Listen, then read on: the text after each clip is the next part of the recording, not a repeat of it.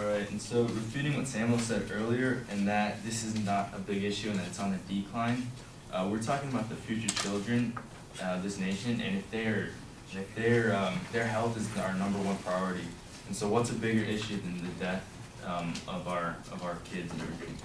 And also when he said that when he quoted me saying most people smoke out of pleasure, saying it's 70%, I said 2 out of 10 people smoke out of pleasure, and that 7 out of 10 people smoke out of addiction, and that they want to quit.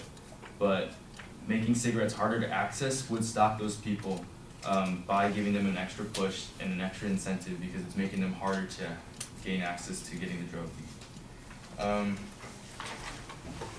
And that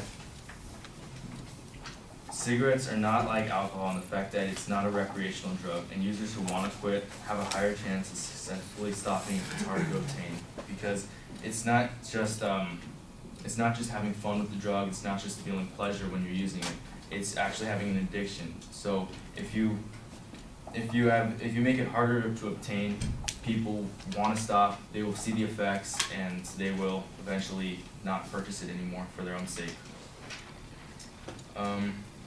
And as I stated from the CDC, Samuel said that there are other causes of death, but smoking is the #1 preventable death in the U.S., killing almost 500,000 people each year.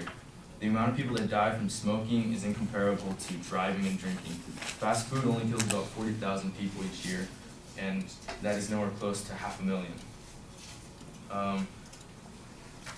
And there are other forms of stress relief, such as exercising, going out, hanging with friends, or going and doing activities rather than just smoking. So he's saying that smoking is stress relief. There are many other options.